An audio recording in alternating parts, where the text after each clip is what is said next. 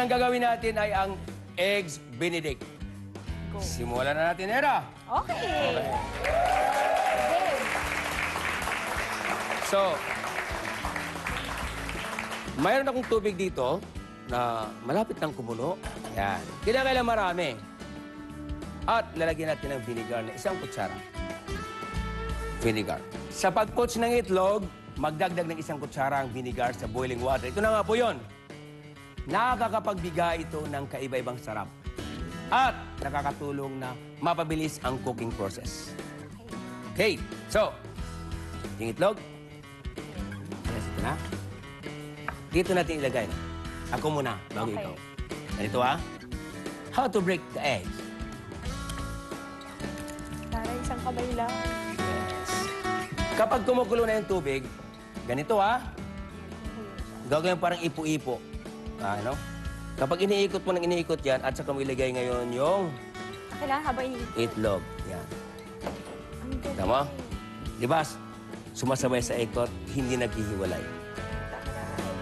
Di ba? Look at that. Sumasama siya doon sa kanyang white eggs. Ang galing. Malasado, ha?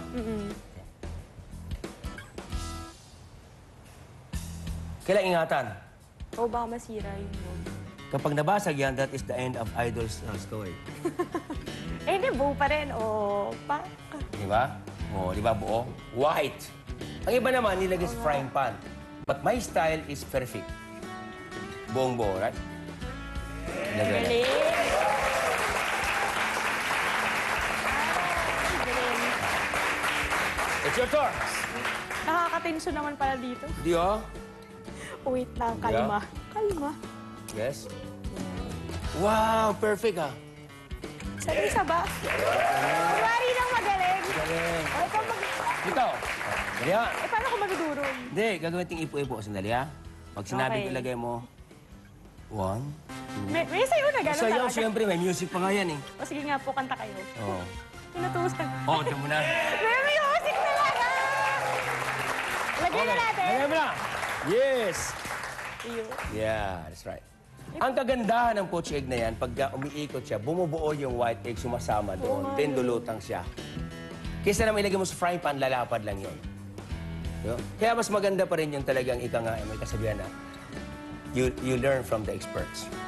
Sa Idol, sa kusina! Mismo, tama. Alam niyo bang ang egg benedict ay na-serve ko kay Princess Diana? Wow, galing. Dumalaw kasi sa Muscat Palace ng Oman. Noong time na yun, territory pa kasi ng Great Britain ang Oman. No? Ang sabi niya, I love my poached egg. Ganon talaga yung accent. Di ba ganon? Ganon. You have been there? Hindi ko kaya. You have been Nakakadugo there? ng ilog. Wow. You have been there? No, no English. No English. My goodness. Filipino only. Wow. Sabi. Okay. Yan po sinabi niya. Naintindihan ko naman. What a beautiful poached egg. It's really white. Yay! Isa pa ulit. One more. Isa pa. We have to make 3 eggs. Very good. 65. Yun ang score na 65. sorry. Ang baba naman. 95. Oh, yun. Okay. Perfect. Now, again. Kailangan may tender, may tender touch. Hindi basta-basta na binuhos mo lang ganon. Okay? So, again. Oh, may sayo ulit. Yes. Nag-enjoy ka ba? Nag-enjoy ako. Pero medyo na-refresh ako. Sige. May ikot-ikot factor. Okay. Alagay Sige, na. baba. Yeah. Magaling na ako mag-poach ng egg. Yes. You love medium, right? Anong score ko dyan? This is 85.2. May point 2. Yes. Kasi Para sa inyong point 2. yung point 2 kasi, yung humiwalay. Yeah? Dahil malayo. O, Wala. tama. So, 3 poached egg, right? Yes. Bakit natin inilagay sa absorbent paper? Para po hindi siya magtutubig mamaya pag nilagay natin sa tinapay. Okay. Okay. So, earlier, lagyan na natin sa gilid. Okay. Yan na lang. Salamat. Earlier, gumawa po ako ng crispy fried bacon. Yung ating tinatawag na poached egg with ham or egg benedict, pwede pong ham. Okay. Or may ham na siya, may tinapay. Lalagyan mo siya ng spinach that is called egg benedict Florentine. Okay. Era, gagawa tayo ng Hollandaise sauce. Mahirap gumawa ng Hollandaise sauce dahil madaling mag-scramble ang egg, yung egg yolk natin. Kapag niluto, ang technique sa paggawa ng Hollandaise sauce, hindi dapat namumuo ang egg yolk. Okay, so ito na. So we have 3 eggs. Of course, talagyan natin ng lemon. Then, 1 tablespoon of water. Okay, then a little bit of salt. All right. Ito yung butter is kalahati. This is 125 grams. So, sandukan mo ko ng dahan-dahan. So, ito po yung boiling water. Pag sa hotel, pinapato ito sa bain-marie. You know bain-marie? Yes. You are Italian, so you know the bain-marie. Kung wala naman, because demo, you're flying abroad, so sabihin, okay, chef, in front of you, you have eggs, and we're going to prepare the Hollandaise sauce. So, yun po yun. 3 eggs, 1 tablespoon of lemon, and also the water. Papatong dito. Now, So, ganito Era? karami? Yes. Clarified butter. Okay. Dahan-dahan mong ilagay sa gilid. Ganito. Hawakan mo. Okay. Sa gilid lang. Dahan-dahan. Dito. Yes. Yan. Yeah. Okay, slowly. Slowly lang po. Sige pa. Sige po. Sige lang. Dahan-dahan lang. Dahan-dahan lang. Pag binigla mo, magbe-burst.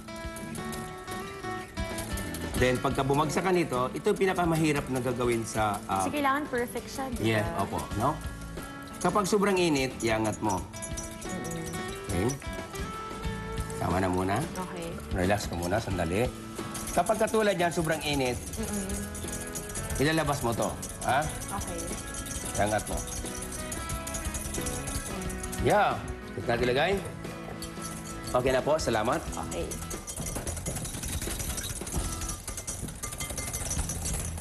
Ano pong texture ba kailangan mo nun?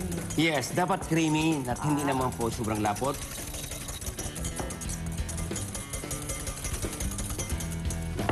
Hera, to you. Okay. Tikman natin. Ito na siya maliit. Okay naman sa'yo. Okay. Please. Paano nagtikman? Pero ang ganda ng texture niya.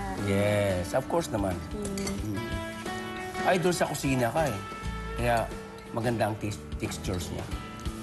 Sarap. Galing. Hindi masyado maasim. Tama-tama lang. Sakto lang. Agree, ha? Yes. Now, nandiyan na lahat. Okay. Iwain natin yung tinapay. Bawasan natin ng konti. May bread knife here. Ayan. Yes. Babawasan na natin ng bahagya. Pwedeng pahaba, ha? Okay. Pwedeng pa ganito. Okay, Ira, kinakailangan mag-brown yung ating Okay. tinapay. Kung may toaster ka, oven toaster, etc., you can do it. Wala namang pan-fry. Now, Mga ilang minutes? Basta pag nag-brown na po Mag-brown yun, lang, okay yes. na. Okay. Ilalagay natin sa salamander kasi may salamander tayo. Iba tayo, may salamander tayo. Tatay. Ito po, okay? Okay. Sandali na yan, mag-brown yan. Pwede natin yung tinapay? Ayan. Check natin. Ayan, brown na siya. Yes, it's really brown. What a beautiful Yes. color. Then the bacon, right? Then the poached egg. Perfect. Okay. Add with the Hollandaise on the top. Ihalagay sa laman ulit para mag-brown. Of course, hindi makumplito kung wala tayong nilagay na garnish. Tara. Yan. Sabay tayong dalawa. Okay, lagyan natin ng parsley. Hindi ka na tumitingin? Ang galing.